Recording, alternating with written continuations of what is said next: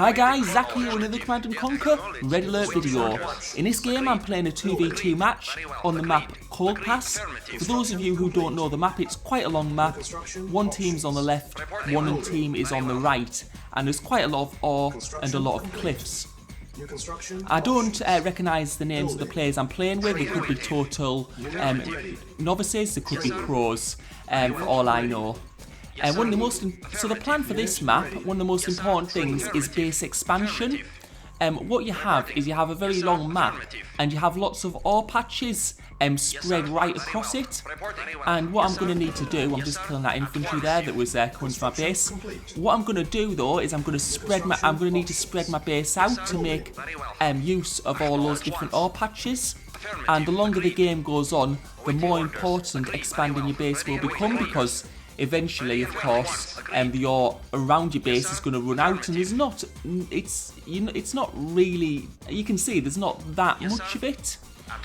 You got a good amount, but really you're going to need to expand. I'm going to need to expand to that middle part, where there's ore, and there's also gems in that middle part, which I want to make use of as well. Another thing you'll notice about this map, just looking at it, or if you've played this map, is there's lots and lots of cliffs. I think that's what they're called anyway, those, or hills. Anyway, because of all the cliffs in this game, as everyone knows, the tracking is not that great. And that means that moving lots and lots of units around is going to be actually quite difficult. So what I'm going to need to do is I'm going to really need to try and get control of that middle part. Because when tracking can make it very hard to attack someone.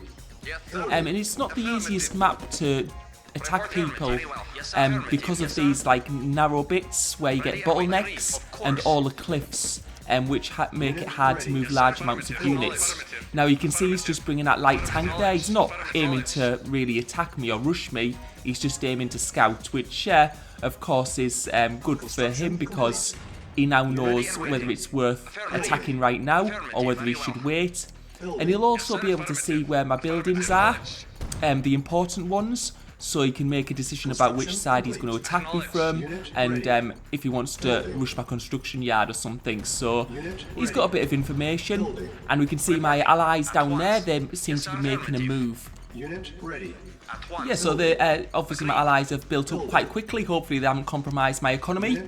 Looking at ore, you can see that my economy is going really well. I've got a lot of stuff there, and you can see there at the bottom the tracking was all over the place with red.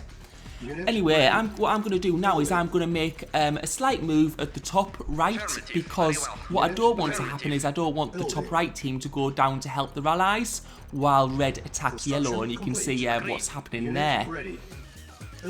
So I'm just going to make a little move. I'm not... Right, yeah, that's not really gone too well. Yeah, it was a bit stupid by me. You can see Blue's put the tanks in completely the right place. If you put them at just the other side of that, it bottlenecks your tanks, so you can only send one in at a time, and they just get basically ripped apart. So all that's done now is it's helped stop red being attacked by blue while he attacked yellow. What? My teammates just quit. I was pretty sure he had the upper hand, but don't have a clue what happened there. Maybe disconnected. I'm not sure. Anyway, yeah, maybe a disconnection, possibly. That'd probably be the most logical thing. My tank's in a pretty bad position here. I wouldn't really. Yeah, this, it's when you're caught around a hill, it's not great. Although I seem to come out of that really well though. Maybe he's not microing, like attacking one tank at a time. If he's letting them free fire, then it's not gonna. That's probably not. Well, obviously not good strategy. You can see yellow's coming now, so I'm gonna need to pull back and retreat and get back to my base. Just looking at my economy, you can see my economy's really strong at the moment, so that's that's good. It's going to allow me to keep on expanding my base. What I'm doing now is I'm just building a radar dome, because visibility is going to be really important here now that I'm fighting two teams at once. I'm going to need to see which side they're attacking from. They could attack from the right, or yellow could come from the bottom. They could attack at the same time if they organise themselves well. So you can see, I think they're moving around the bottom now. Yeah, you can see yellow going that way as well. So I'm going to have to try and move through my base. As I say, mobility is really, really difficult. I'm building some Tesla coils because they're going to hopefully help me a bit. Yeah, so I've just got that one down in time for the attack. They might try and take out my tanks, or, well, it's actually taken out the Tesla coil. It's actually worked quite well there, even though the Tesla coil didn't do much damage. While they were destroying my Tesla coil, my tanks were able to rip theirs apart without taking damage themselves. So that Tesla coil really did pay for itself in terms of the amount of damage I was able to inflict. And that was probably a bit careless of yellow there, because he's just got a small number of tanks. Yeah, you don't take a small number like that to a large number of tanks, because you're just going to lose them and not do much damage yourself, because they're going to be blown apart before they have time to do any substantial damage. So what's important at the moment is I just keep on applying pressure. I don't want to sit back in base camp, else that'll just give them time to make a plan, possibly attack from both sides, which would destroy me. So yeah, I just want to keep on applying pressure. I don't want to really enter any battles that are going to destroy my tanks either. So you can see there's like quite a lot of Tesla coils in yellow's base. This is a golden opportunity actually. I'm going to go here, because those ore trucks are just undefended. So this is giving me a really good opportunity.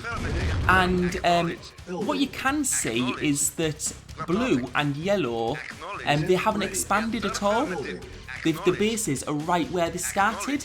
And that's going to play into my hands long term, because they're going to run out of ore close to the base, and you can see how far light blue's ore trucks were having to go to pick up the ore. Right, so yellow attacking from the bottom. This looks like a decent force. So we'll see. They might be going for ore trucks possibly. They seem to be going. I don't know. They're not fighting. They're going straight through, it seems.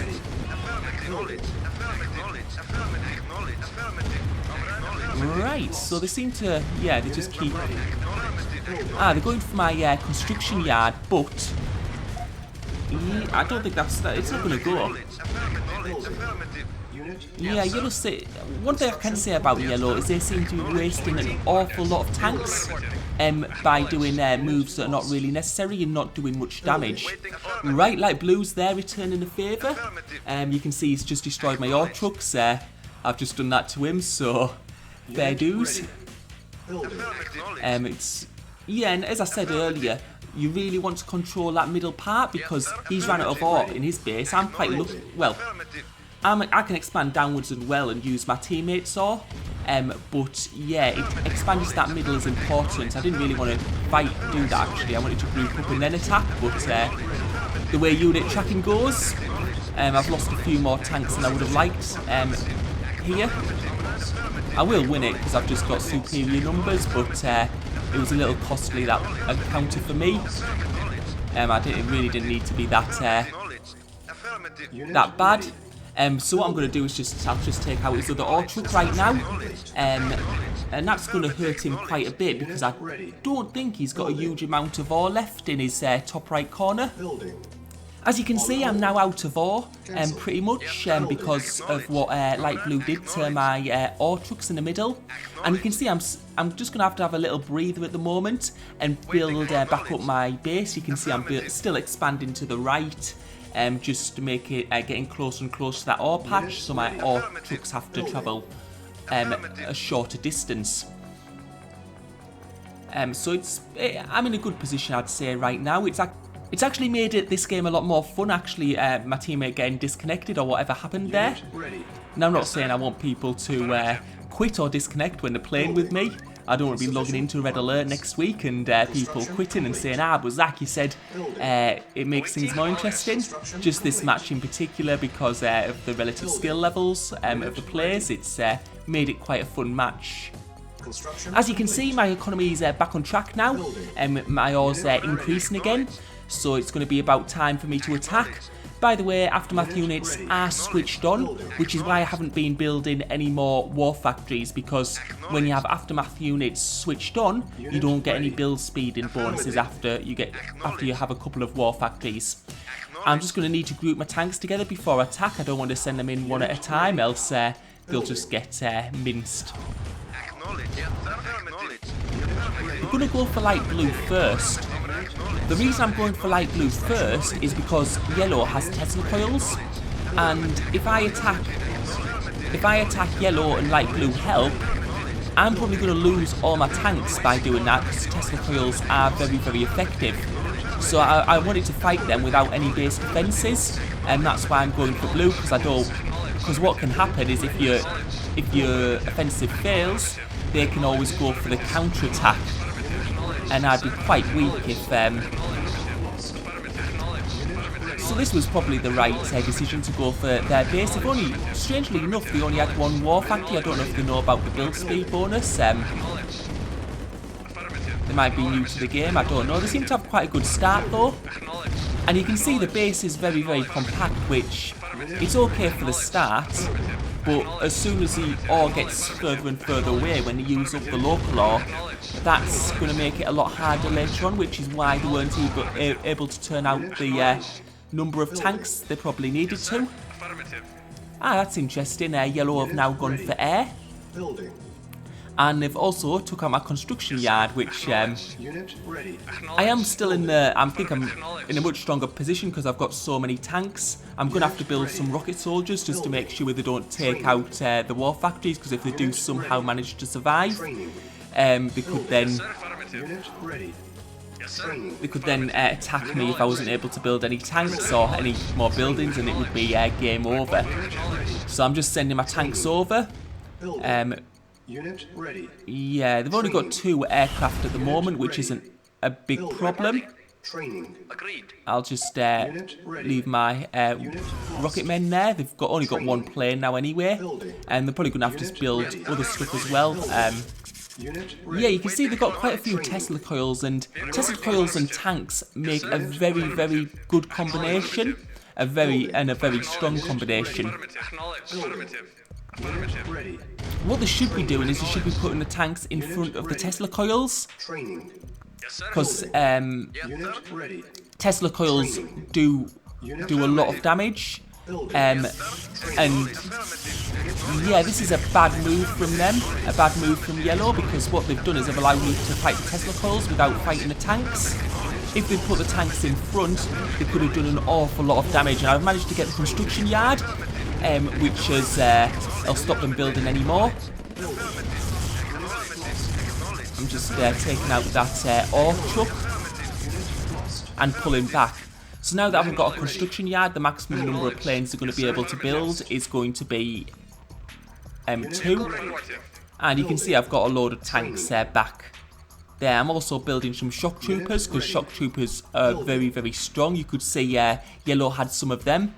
They're one of the aftermath units, and the thing about shock troopers is that they can't be squashed. They're very, very strong against tanks because they do an awful lot of damage, but they can't be squashed. Yeah, if you have a big group of them, they can be like really, really hard, and they're really good for attacks as well. I think the weakness of shock troopers is infantry and flamethrowers, and if it's a water map, if you have cruisers, they can destroy them quite easily. You can see he's still using his planes, but I'm not too worried, to be honest, anymore. Yeah, he's going for my barracks now. But I think it's a bit late now. My next attack should, because now he's only got 1 Tesla coil left, my next attack should be the last one. And you can see he will be struggling with, because he's lost his ore trucks, he will be struggling. He does seem to be still building though, so yeah, he's got a couple of ore trucks, but I'm probably going to go around the back of his base, destroy the aircraft on the way. He's watched me this time he's actually sending his tanks forward. Yeah, I'll fire him over the cliff. What I've done, it's helped me a bit though, because what it's done is it's pulled his tanks away from the Tesla coil. I don't want to fight the Tesla coil at the same time, the tanks at the same time as having the Tesla coil there. I think I've got rid of those shock troopers. There weren't too many. You can see Blue's left there, stopped watching the match. I think yeah, it's pretty much over now. Just going to go down, destroy that Tesla coil, and destroy the rest of his buildings. Yeah, he sent his planes to do some damage to my tanks, but yeah, they're not really. The planes are really made to fight buildings, not for attacks on tanks and stuff like that. And yes, he's given up. It was pretty much over. Right, hope you enjoyed the video. It was quite a fun match for me. Thanks for watching, and yeah, we'll just see. Yeah, you can see there's a lot of. I collected a lot more ore than the other teams that allowed me to keep on building tanks.